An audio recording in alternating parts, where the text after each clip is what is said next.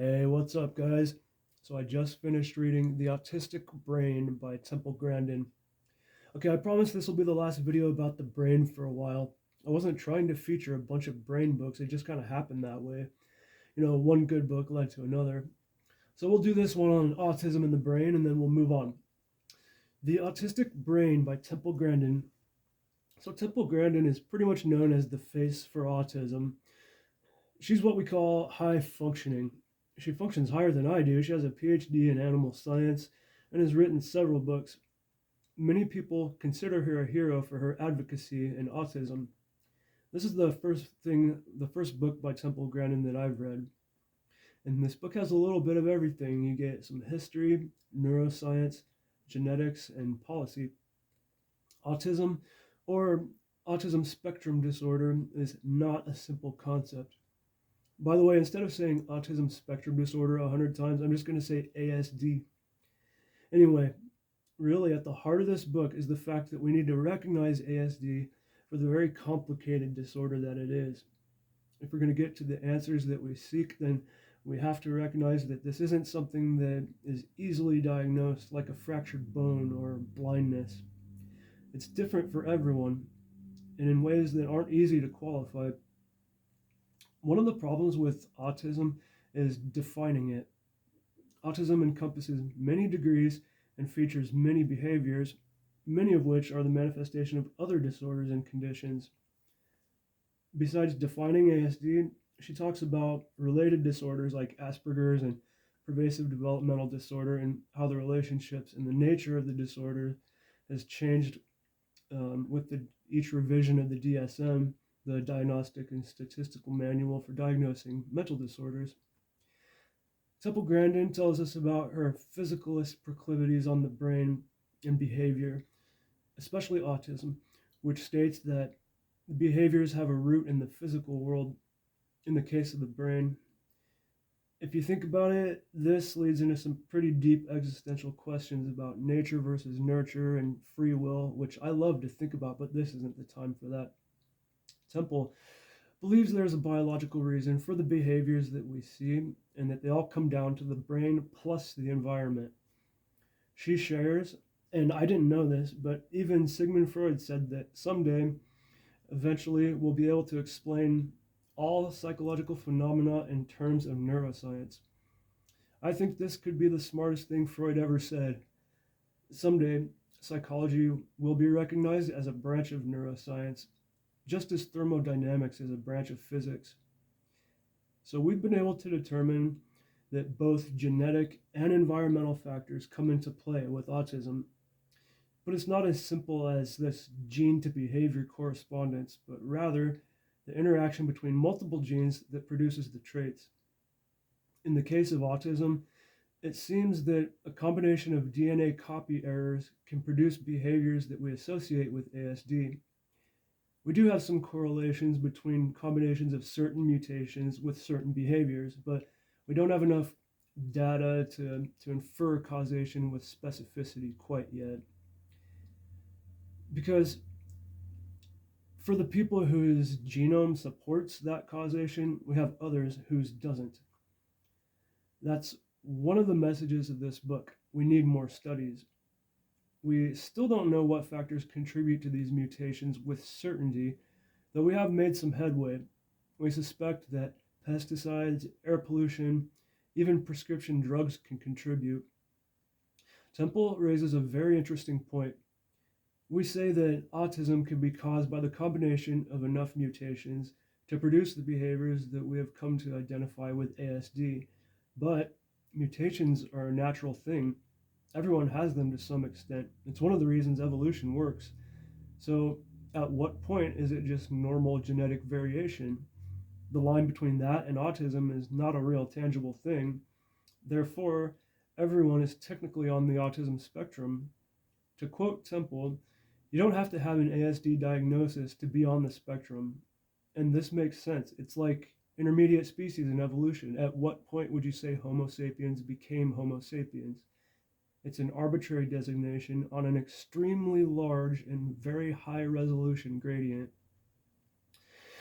This book spent some time talking about neuroimaging, which I thought was pretty fascinating. We're able to see some differences in the corpus callosum and posterior cingulate gyrus of people with ASD compared to what she calls neurotypicals, though there is no anatomic feature that will allow you to make a ASD diagnosis. Just because someone with ASD has an anatomic anomaly in their brain doesn't mean that someone else with ASD will. She includes several images of her brain, which were really cool to look at. I like when a book includes pictures to aid in conceptualizing their descriptions, especially when it's real photos. And this book has plenty of photos and illustrations. One of the things she wants to do with this book is clarify. She's trying to make sure we're all on the same page because there's a lot of data and a lot of confusion. An example of what I mean by that is she provides a list of what neuroimaging techniques can and cannot do.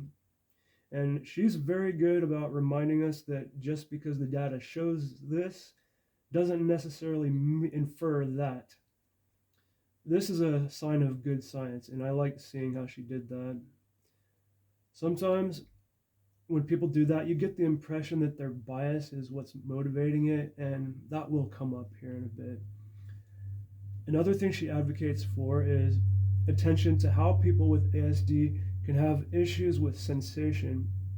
She thinks not enough time and effort goes into studying sensation in people with ASD, and she does make some points about why this is important. One example is that some of the behaviors we see in ASD may be perceived as antisocial when really it could be a fear response to overactivation in the amygdala, which she says is a common thing in ASD.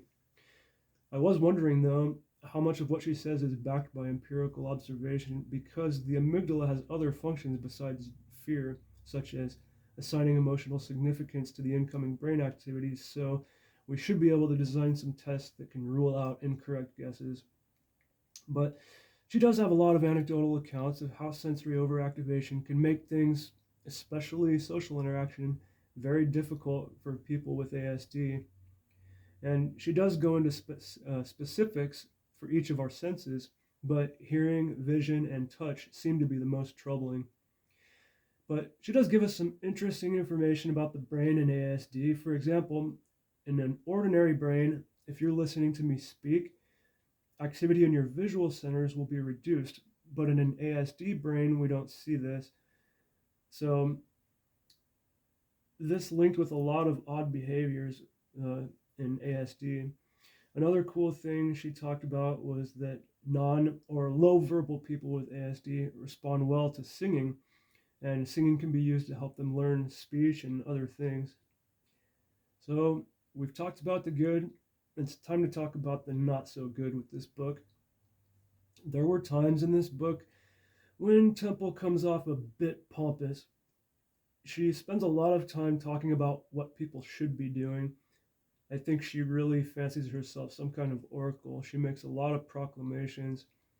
Temple pretty much states outright that her thinking process is immune to mistakes. Maybe she's right, I don't know, but I could see how this would rub some readers the wrong way. On numerous occasions, she states that she knows how a series of events or actions will play out because of the way that she can see it in her visual thinking brain. And the word guaranteed was used here. A big part of this book is how there are three types of thinkers: visual thinkers, language or fact thinkers, and pattern thinkers. And this is where we start to see some contradictions and other issues with Temple's thinking. Early in the book, the point is emphasized just how different the brains are of people with ASD. How one person's experience and perceptions can be so vastly different from another, the same as with non ASD brains. This point is used to strongly defend her ideas about the way ASD should be approached and handled. Then, towards the end of the book, we see this side emerge that says once we know what kind of thinker a person is, they'll fit neatly into this box. There's this strong sense of what has and hasn't worked in her life is the way it is, and you're stupid if you don't see it. She even says at one point she thought people were stupid for not seeing the things she saw. Now, She was talking about when she was younger, before she understood the three different thinking types, but this attitude definitely seems to persist. Maybe I'm being critical here, but I got the impression that she needs to put people in a box and assign a rigid designation to them, whether good, bad, or neutral. She seems to have a rather inflexible look when it comes to people. I kept envisioning her trying to put sticker labels on different areas on the surface of water. That's what it felt like. Earlier in the book, we established that you can't make generalizations with people and how critical it is to look at ASD in a trait by trait basis. But then this is just contradicted when she's trying to support her ideas.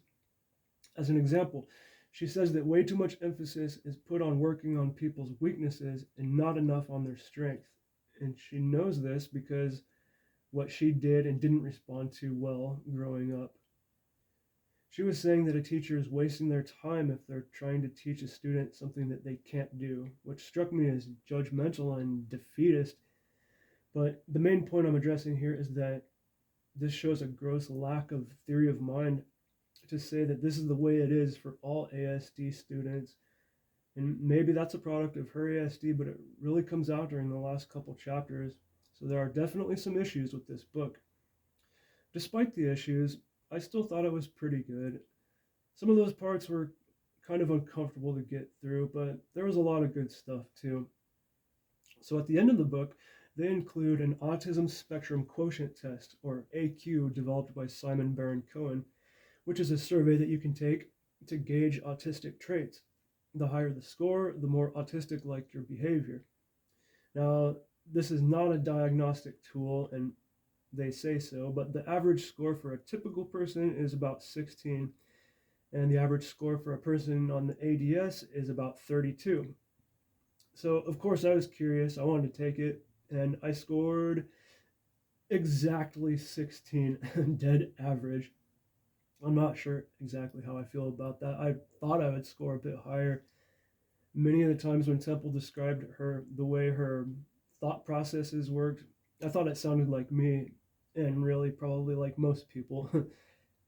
Well, hey, I really hope you enjoyed this video. Thank you so much for watching. If you'd like to see where you fall on the AQ, you can just Google AQ test and it'll pop up under psychology tools. And feel free to engage in the comment section. Let me know what you think. Autism is a very big subject that touches many lives. What do you think of Temple Grandin? Well, why don't you go pick up The Autistic Brain by Temple Grandin?